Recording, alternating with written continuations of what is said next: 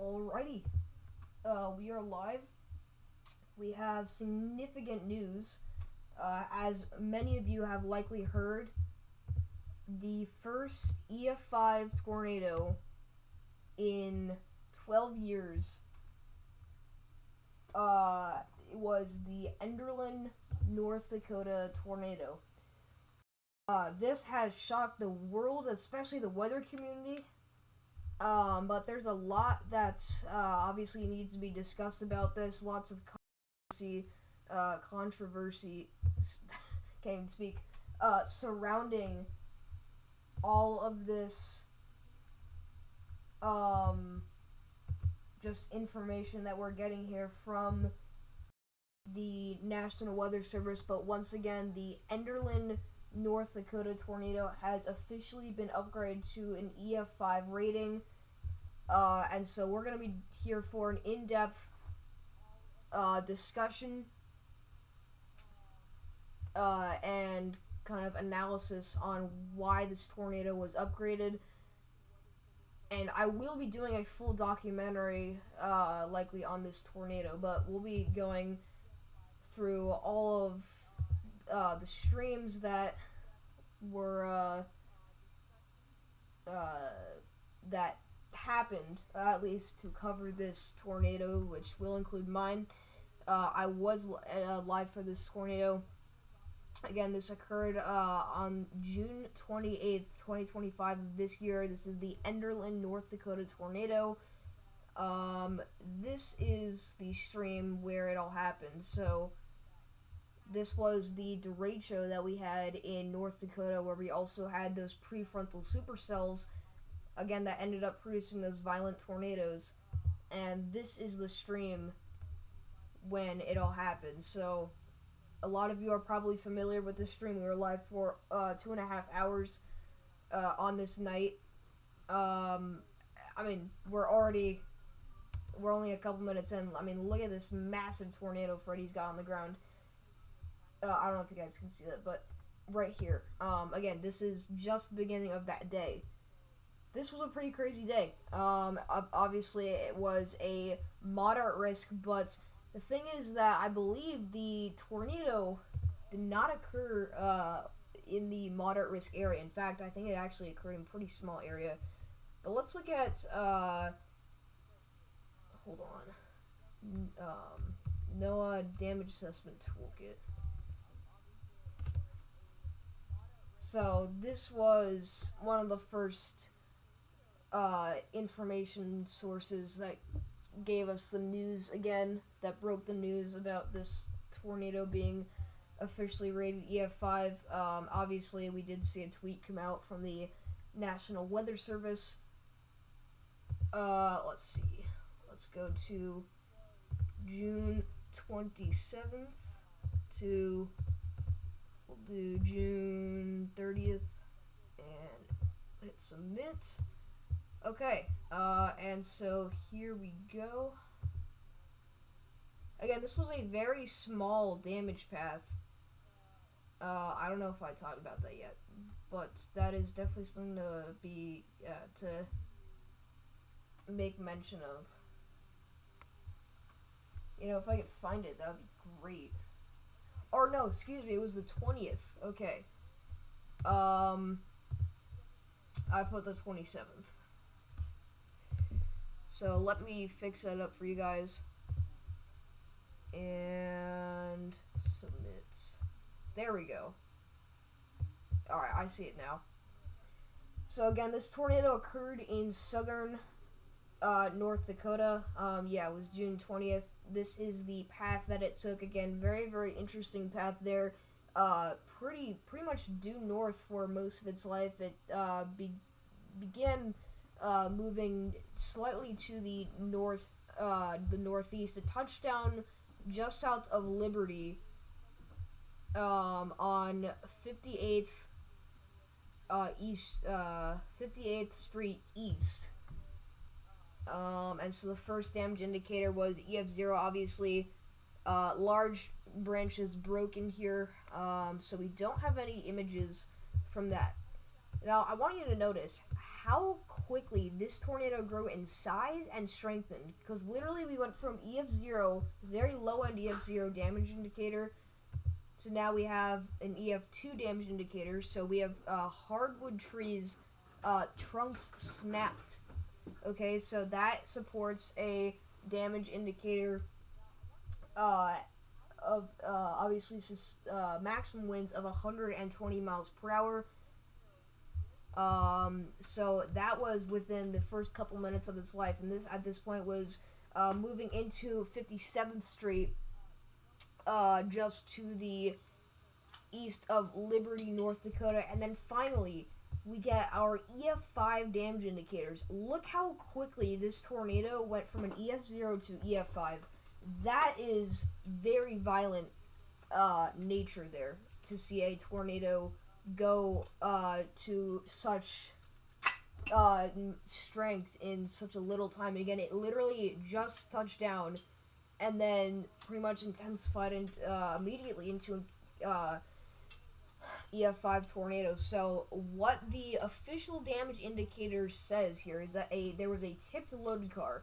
The tornado derailed 33 train cars, including 19 fully loaded grain hopper cars and 14 empty tanker cars, mainly tipped from the track. Included in the derailed cars were one filled grain car with 286,000 pounds worth of grain, and 4 empty tankers that weighed about 72,000 pounds, which were pulled into a field away from the track. One of the 4 tanker cars was tossed 600 to 1,000 feet from the track in an estimated 475.7 feet from the distance of the previous tanker car it was attached to before being pulled off the track. Wheel sets detached near the point from which the cars were derailed from the track. It was in this train derailment location that EF5 damage intensity was noted, with greater than 210 mile per hour winds listed officially for this tornado. So again, this tornado was officially rated EF5 with 210 mile per hour winds. Extensive collaboration with wind damage experts provided forensic analysis for the train damage that occurred with this tornado. These analyses estimate potential wind speeds of approximately 230 miles per hour are needed to completely overturn a fully loaded grain hopper car. Collaboration with the Northern Tornadoes Project at Western University's Canadian Severe Storms Laboratory estimated a potential wind speed of up to 266 miles per hour to loft the empty tanker, using similar calculations performed in estimating wind speeds in tornadoes using debris trajectories of large compact objects. That is insane. Alright, and the study published in the Monthly Weather Review found that large compact objects lofted greater than 50 meters indicate EF5 intensity winds, and the Enderlin train cars were nearly 2 times farther than the EF5 threshold. So that is very interesting wording there. That kind of gives us a sense that this was not just barely an EF5. Okay, I want people to know that this was easily an EF5, and that after going a little bit more in depth with that, with the train wreckage, which we heard about the day after this tornado occurred, there was a lot of speculation that this tornado should deserve a violent rating. And I remember a lot of people on Twitter were saying, I think EF3 is a little low, but, you know, a lot of people were discussing amongst each other, you know, does a train car getting lofted deserve a higher or lower rating? And obviously, due to the sheer weight and size of those objects, we can determine with the technology we have and with math that the winds needed to loft those train cars, which again were, I believe, over 400 feet. 475 feet from the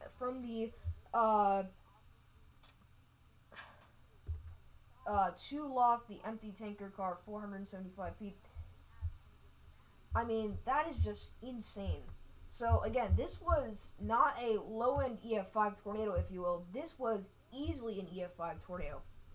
Again, the Enderlin train cars were nearly 2 times farther than the EF5 threshold distance and 4 times heavier than the heaviest object modeled in the study.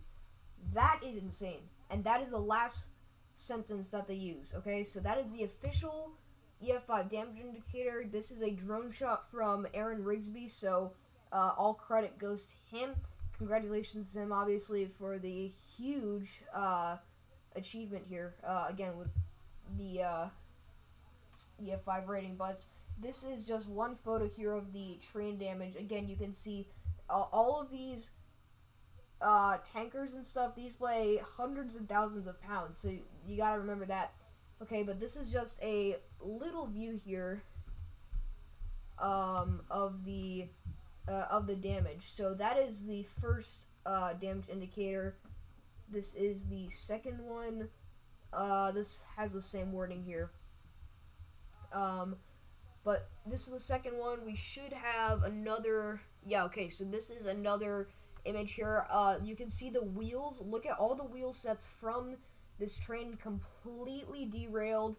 You can see one of the tankers, again, being lofted 400 feet, I believe, over 400 feet away from the main train here, if you will, that got derailed. So it takes a ton of force just to derail a train like this. I mean, that is very impressive enough. I believe that would argue, obviously, giving a violent rating, but the fact that one of these cars or tankers was literally lofted in the air and thrown over 400 feet, that is incredible, okay? That is extreme tornado damage. This right here, believe it or not, is actually one of the more incredible tornado instances of tornado damage that we've seen. Now, it may not seem like a lot because obviously it doesn't look like it's too far away, but it's just, you gotta think of how heavy these things weigh. I mean, you're talking, again, over 200,000 pounds of weight, and it's lofted over 470 feet. So the amount of force and wind that you need for that to occur, obviously, is very, very great there. So that is pretty incredible. But other than that, we got a lot of EF4 damage indicators right after the EF5 DIs occurred, obviously, with the train derailing. This obviously continued to the north, produced a couple more instances of EF4 damage. You can see as it crossed 55th Street, we did get another instance of EF4 damage. Trees debarked with only stubs of largest branches remaining. However, I do think that they mentioned, actually, the tree debarking, that another reason why they went with the EF5 rating was that the tree damage and debarking was so intense that we actually saw what we call sandpapering, where we saw actually a lot of that occur, basically where the tornado shreds apart trees so violently that it basically turns the remnants into dust.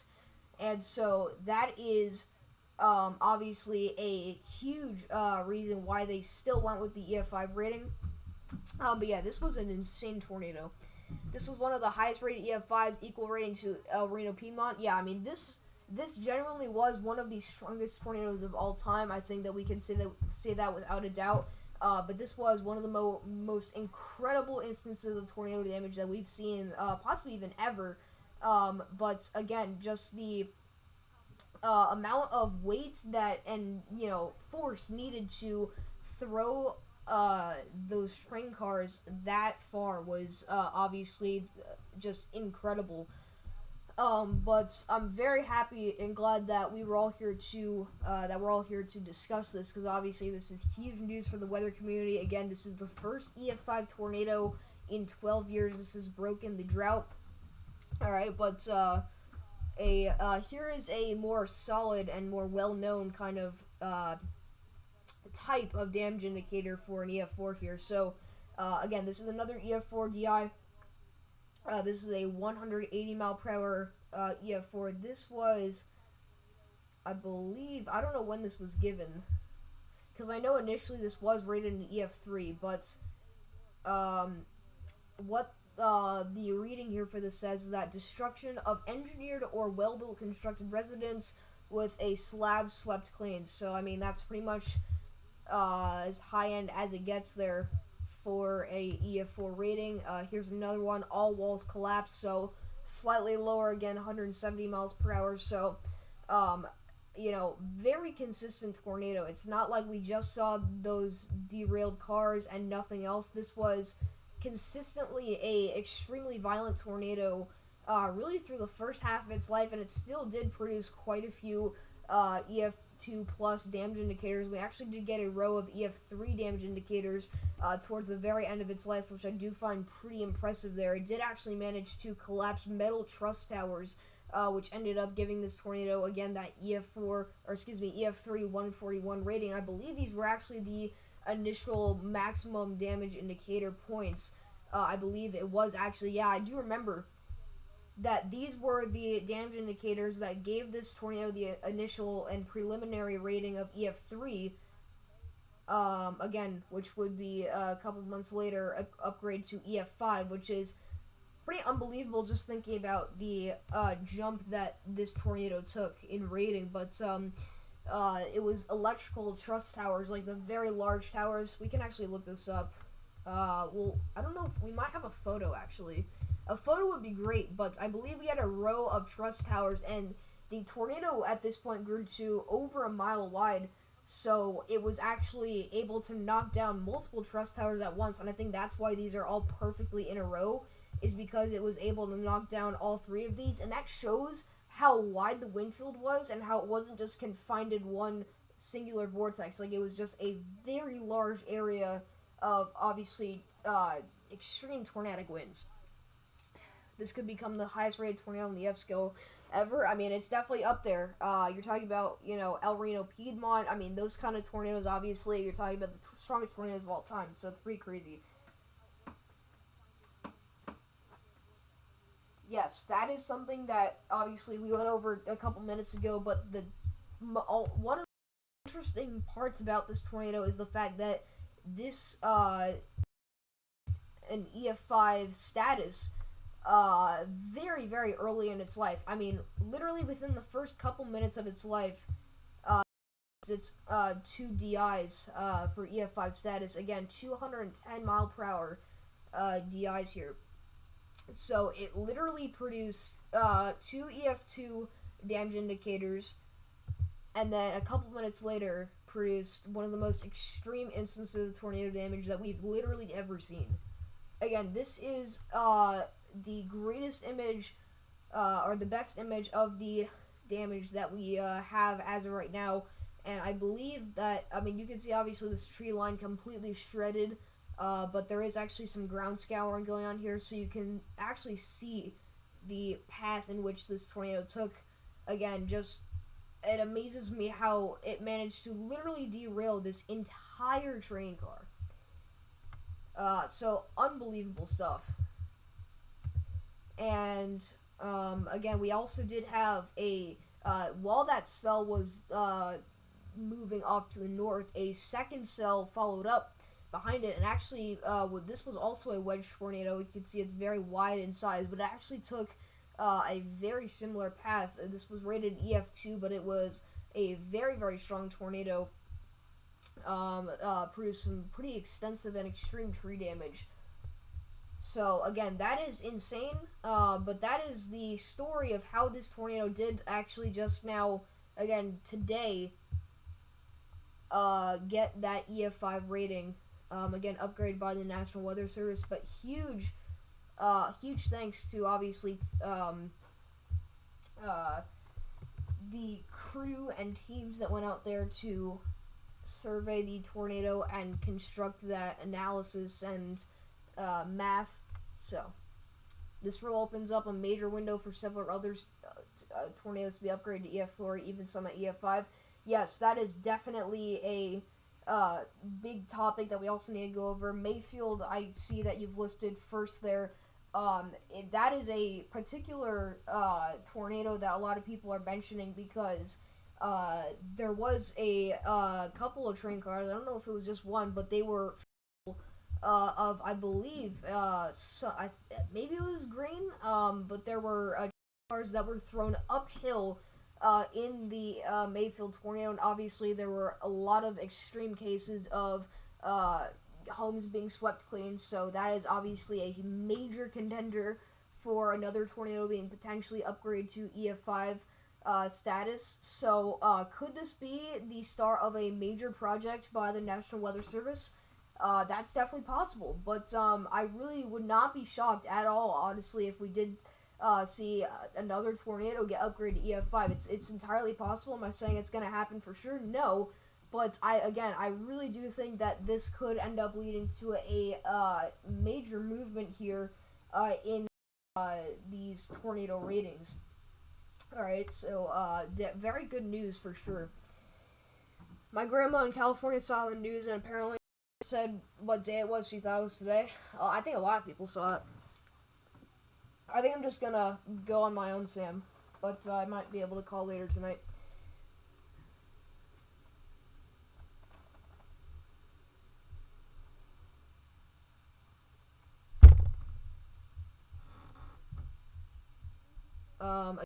Just insane. But next thing I want to look at, actually, it's funny. Dave's post game.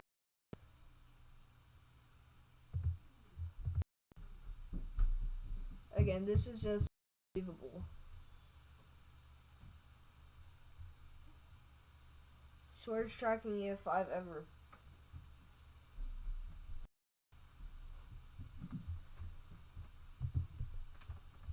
Yeah, I mean it's really the train cars. But as I was saying, obviously, you know, if you also keep in mind the homes that were slabbed, I mean it just helps potentially give that EF5 rating. But the basis of this new movement here is likely just the train cars and how they were thrown. Again, I really am intrigued by the reading, the text given here in the description from the National Weather Service. Again, this the filled grain car that this tornado lofted was approximately 286,000 pounds. That's how much it weighed. And the 4 empty tanker cars, which are different, weighed 72,000 pounds. And they were taught, the 4 tanker cars, these were the empty cars, they were taught 600 to 1,000 feet. And then I believe the they were also lofted an estimated 475 feet from the distance of the previous tanker car it was attached to before it being pulled off the track. And you can see, obviously, at the end here, that the Enderlin train cars were nearly 2 times farther than the EF5 threshold distance and 4 times heavier than the heaviest object modeled in the study. So that just opens up many opportunities for a lot of tornadoes to potentially for their ratings to be tweaked. So yeah. I do want to go back here to I believe I reposted it, but let's see. I don't know where my this posted. Okay, yeah. This is his estimation and the math, the equation that they did to help determine how long the winds were needed to loft that train car.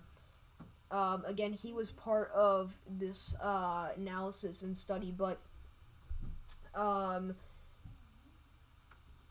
again, if the train car, or excuse me, the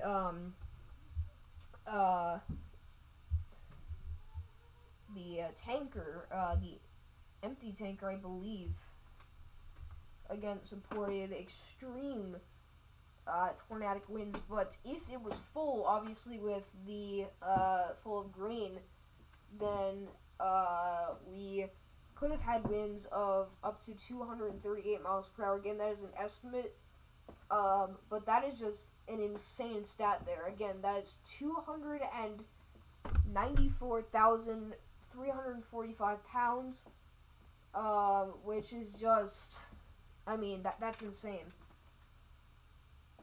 How it was able to, again, throw that off the tracks there. I mean, that is just unbelievable. So again, that is the math that was used to determine that EF5 rating.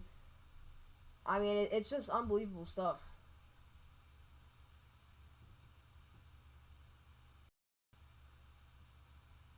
It's not the highest rated EF5. There have been higher rated EF5s, but it is one of the highest.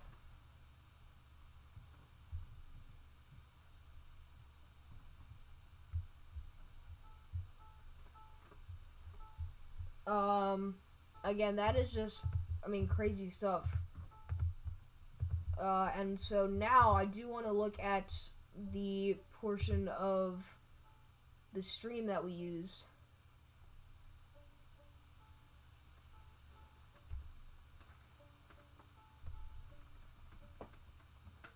It is the highest rated EF5 based off of wind speeds. Or, I shouldn't say based off wind speeds. Obviously, it's all based off damage. But the estimated wind speeds, obviously being at 210 miles per hour, at least in excess of 210 miles per hour. That is tied for the highest wind speed estimate for an EF5 tornado ever given. If that makes more sense. Okay, let's get to the part here where it actually touched down and started producing. So, okay, this is when the PDS was issued. Again, that's the derecho. This, let's see. I think this was as it touched down, actually. Something like that.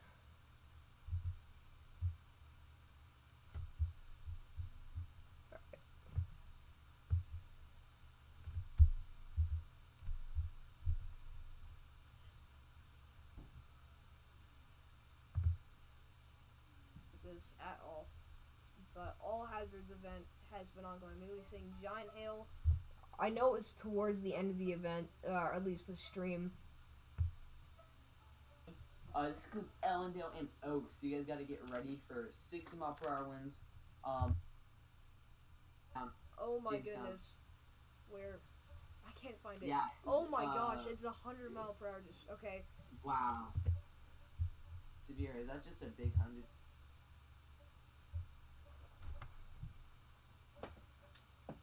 Alright. I'm trying to find the part where we're actually covering it. Because at this point, I remember I was focusing on the derecho. Because you gotta remember, this, we did not just have these tornadic supercells, we had an insane derecho. Okay, there it is. So, this is the, Enderlin tornado. If I were Freddy, I would go ahead and bail on the storm and chase the derecho. Chasing derechos is hard. That's true. I feel like he might be good. No, wow. What? Nothing. He could be heading home. No, yeah, definitely. Oh no. I was saying he might be heading towards the boat. Oh yeah. Yes.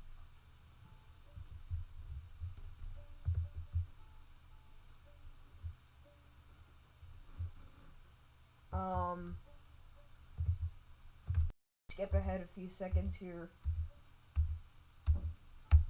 I think it's funny because at the time we really did not know how serious the situation was until obviously Morning Daylight revealed the extreme damage, and also the velocities were contaminated to our supercells, which some people are dealing at with the time there.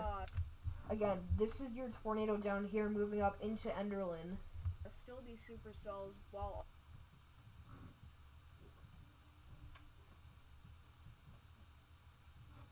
also under the same 90 mile per hour severe that was it's gotten. Well, I'm talking about volleyball. You can see Freddy was on this tornado. He ended up getting some great footage of it. I know at one. Oh, look at his structure, dude! Oh my gosh. Yeah, this is when. Okay, this is when I realized we had a wedge on the ground. Wow. Let's go to the full screen, guys. Look at the That lightning. deserves a full screen. because I think, oh yeah, that's when. Velocity Oh coupler. my It is a wee gosh. bit contaminated, but Let's focus wow, on this guys, now. Yeah. you guys.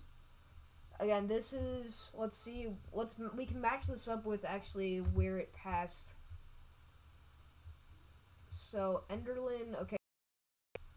So it was just to, this was actually right around, let's see.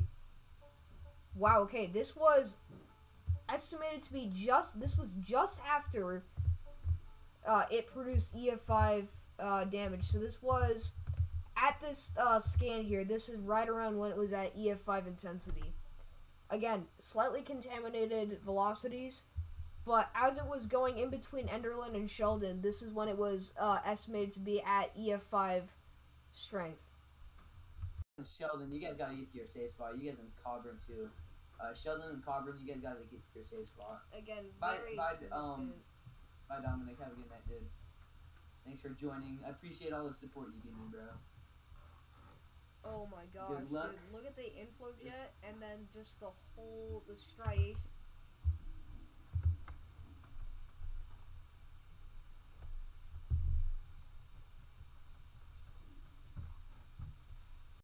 Not saying it was completely contaminated, Sam.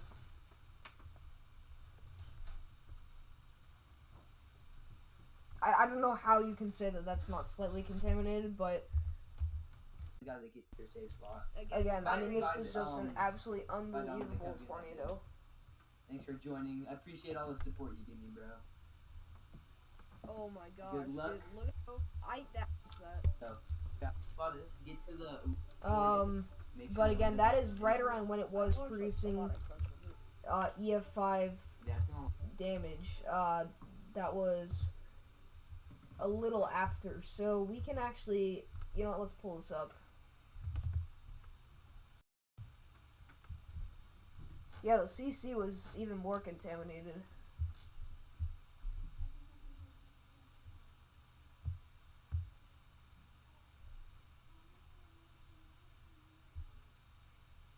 Alright, let's pull this up, guys.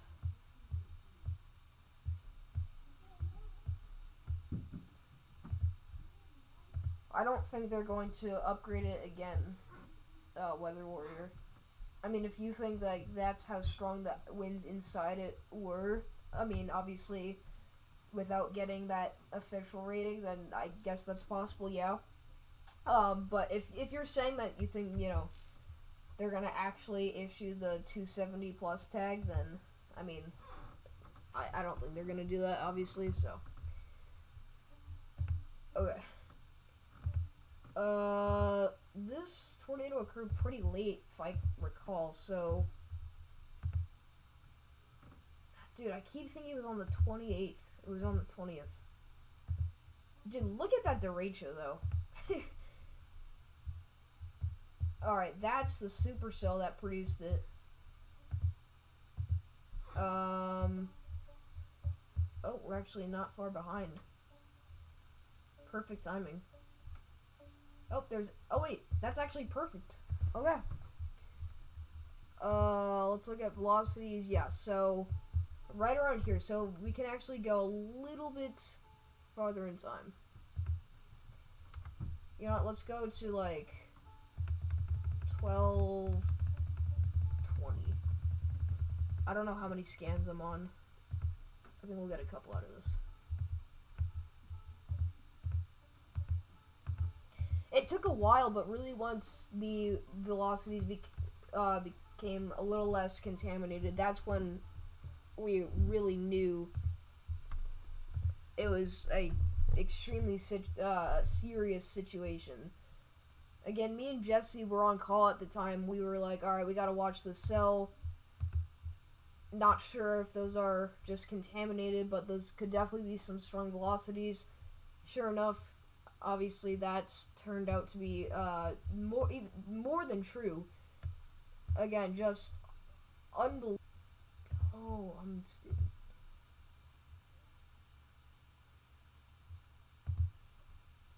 Now, if the warnings could work, that would be really nice. There we go.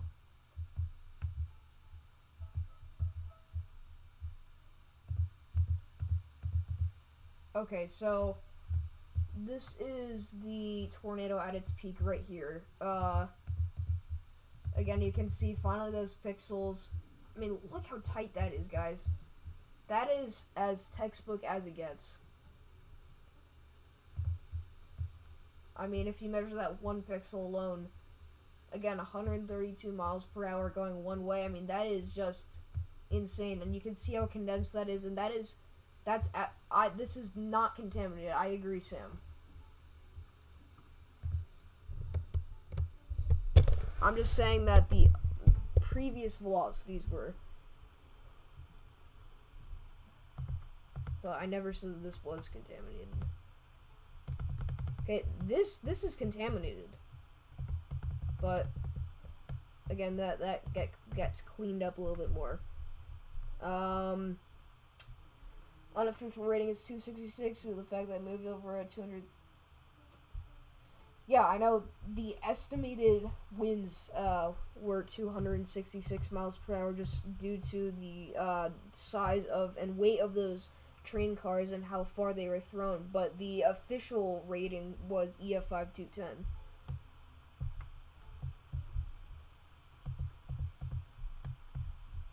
And then you can see the second tornado touchdown shortly after.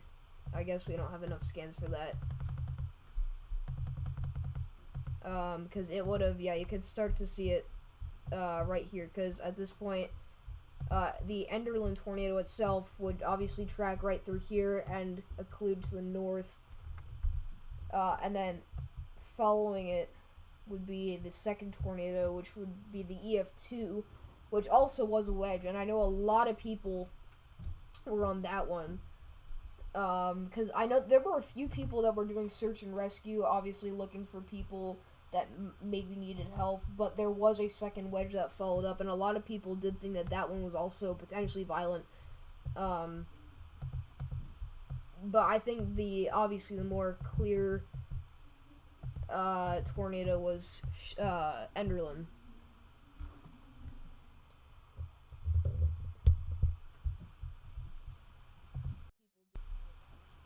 Potentially violent.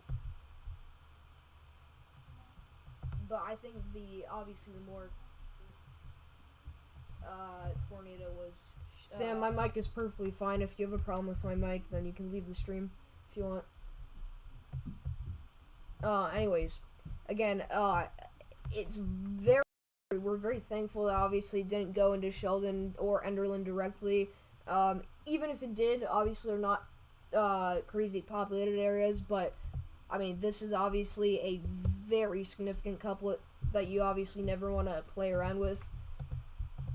But we can look at the spectrum width. And again, this is just another way we can get a good idea of the, at least the strongest part of this tornado, and where it tracked through, estimated by radar. I don't know if this is going to load, dude. You get reflectivity low, I think. Nope. You can see how close we were to actually being spared. Again, the derecho was at this point racing off to the east towards these cells. They eventually did scoop up the cells, but this derecho was producing winds of 90 to 100 miles per hour at the time. Again, this was right around its peak, and these are your prefrontal cells that ended up producing the Enderlin EF5. So yeah, I mean that's the full analysis of it, really. Oh yeah, that is the last thing I expected. I saw, like, I checked my texts after school, and I was like, I saw like EF5 and the drought, and I was like, someone's probably playing. And then I checked Twitter, and I saw that people were freaking out, and that was like, there's actually no way, what happened? And then I checked a group chat that I'm in, with Davis, Levi, and Jesse, and obviously they were freaking out. And they said that Enderlin had been upgraded to EF5, and I was just like, there's really no way that just happened. I mean, we just ended the drought. So, I mean, that's just pretty surreal. A group chat that I'm in. I do want to hear though. Feel free. Let me know where you were whenever you first found out that it was rated EF5.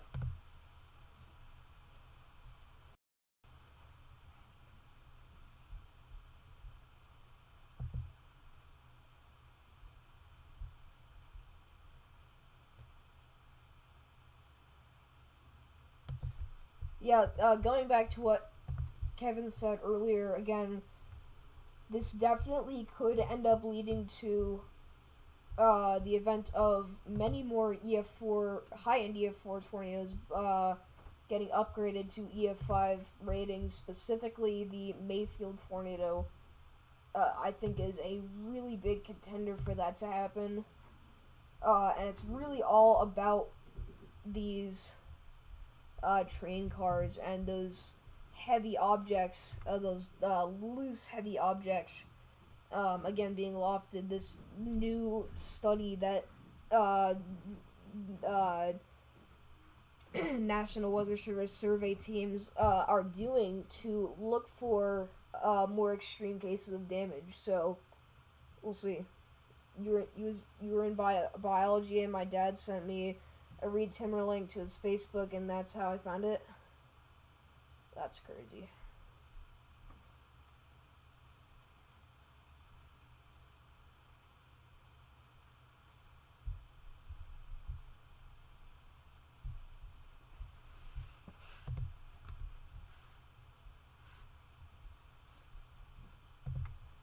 Again, it's unbelievable that it happened, but I mean, here we are. Drought's over.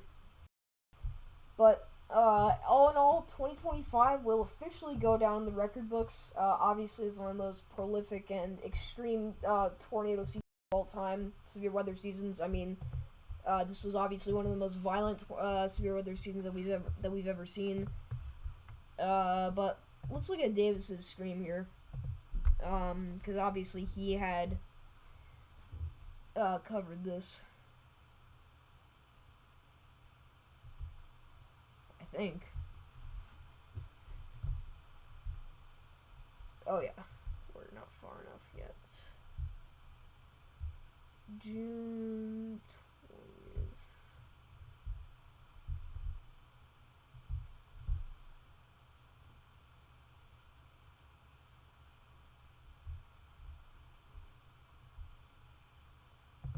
Oh, I think this is it, right? A long stream by any means, but Yeah, that's it. me. Here we go. He was camping.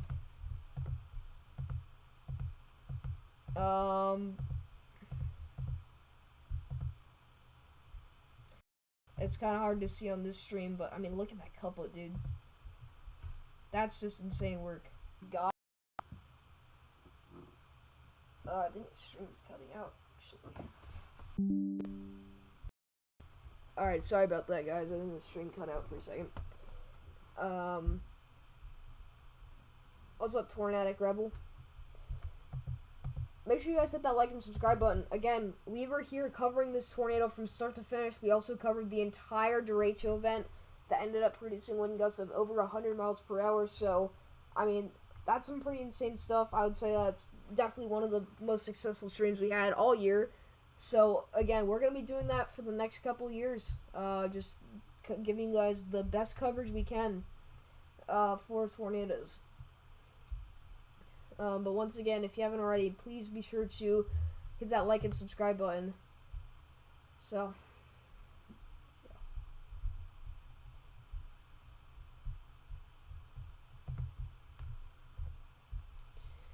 I think Davis is posting a video later tonight on the tornado. Mr. Twister, I think, is live. Let's see. We've been live here for quite a while, actually. Almost an hour. So if you guys want to go over more details on the tornado, if you want to go over the math, the damage, the path, the radar imagery, I mean, that's, just let me know. That'd be great.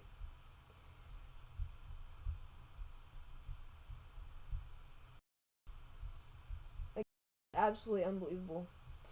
So the Coburn EF2 was the tornado that, again, followed up with this path. So this is the Coburn EF.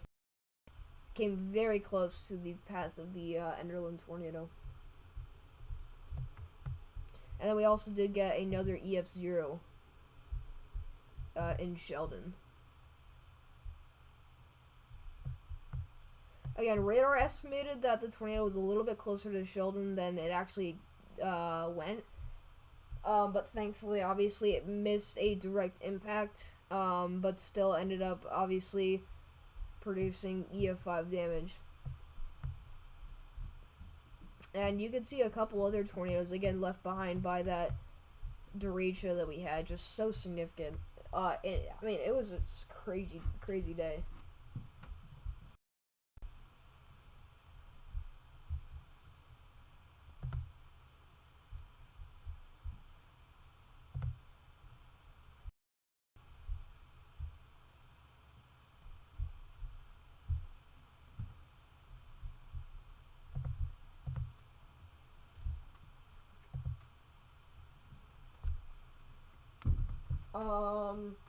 And apparently,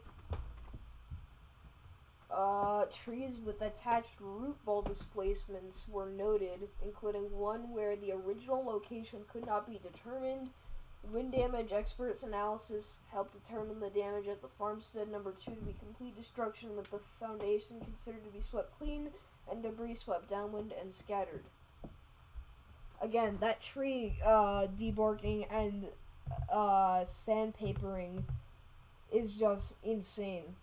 Again, one of the many reasons why this ended up getting upgraded. At least, I mean, even if this wasn't upgraded to EF5, it easily would have been upgraded to EF5.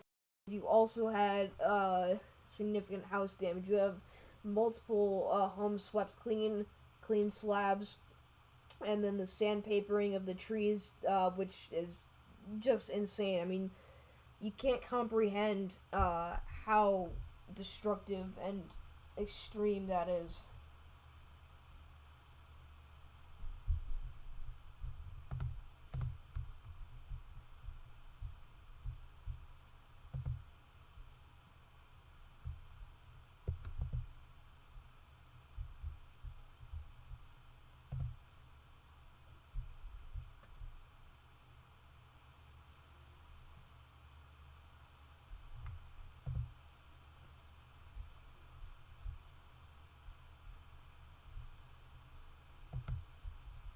Okay, this is a better image here, much better image actually, of the train car.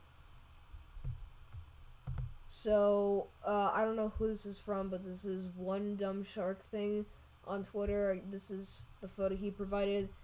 You can see the entire train derailed here, and then you can see, I believe these are 3 empty tankers. I don't know if this one's also empty, but this is, again, one of the EF5 DIs. This one was the one that likely traveled over 400 feet.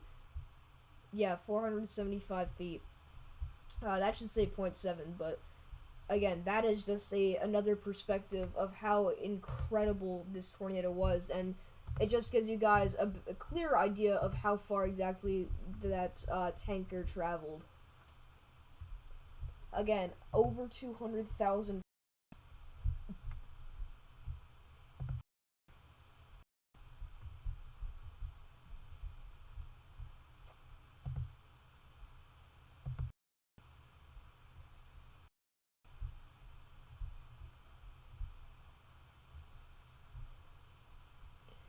So, absolutely insane stuff.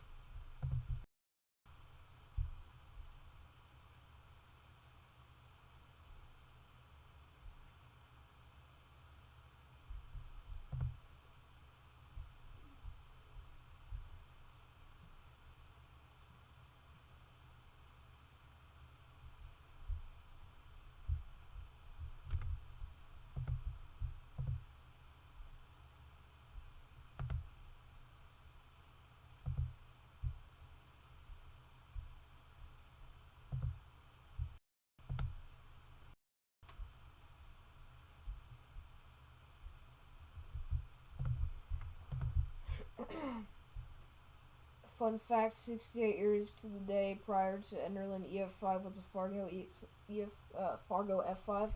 That's crazy.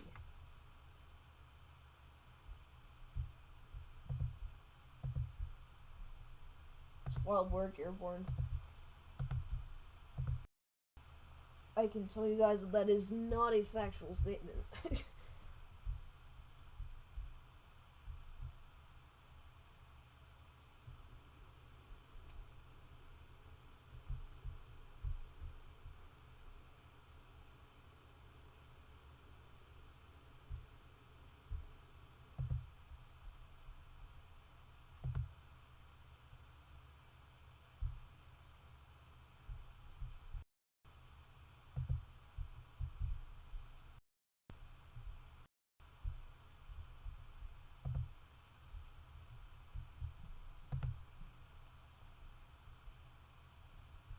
Yes, the sandpaper effect was, I think, E5. DI.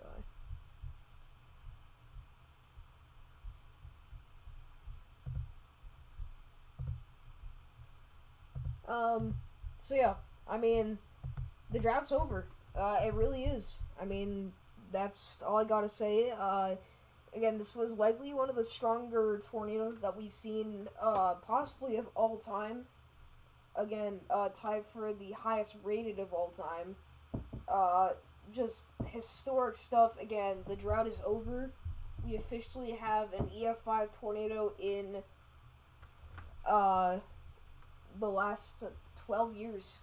Again, the first since Moore, Oklahoma of 2013. But, I mean, just unbelievable stuff. Again, really big news for the weather community, really big news for how tornadoes will be rated going ahead, and how we could see another tornado get upgraded to its rating, whether it will be upgraded to EF4 or another tornado upgrade to EF5. It's possible, but that's just crazy. Yeah, the tornado was radar indicated once it hit EF5 status. We can go back to my stream here. I don't know if we're going to be able to find it again. But we did actually have a perfect point where I was showing the radar, and we could estimate that was right around when was at EF5 intensity. Again, me and Jesse first noticed it right around here. This is it. This exact moment was either during or just after it had produced, again, EF5 damage. So, yeah. Alright, but that about does it for today's live stream. I hope you guys enjoyed this little, discussion here. Obviously, if something like this happens again, we'll be sure to jump on here as quick as possible and discuss it with you guys. But obviously, this is in a lot of ways really good news for the National Weather Service. Again, just gonna help how they rate tornadoes going ahead. Yeah, that's pretty much it. So before I end off, make sure you guys please hit that subscribe button, also hit that like button, so that we can get this channel out to as many people as possible. Again, we were live for the full 3 hours, over 2.5 hours at least, of the derecho and the prolific tornado outbreak that occurred on that day. Again, we covered the first EF5 tornado in 12 years that ended up striking Enderlin, North Dakota. So once again, if you want to see more content like that, or if you want a reliable source for live stream weather coverage, be sure like and subscribe button down below, and yeah, that's pretty much it. So thank you for coming to watch. I'll see you guys in the next video. However, I'm going to raid Mr. Twister. So I don't know if he's still in the chat, but I'm gonna send you guys over to his stream. I'm gonna figure out how I can do that. I think I can. Let's see. Redirect.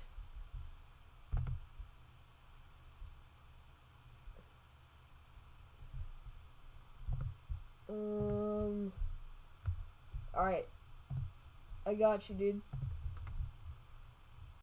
Let me copy and paste your stream. Your stream needs a little bit of love, dude. Alright. That about does it. So, thank y'all for tuning in. I'll see you guys in the next video.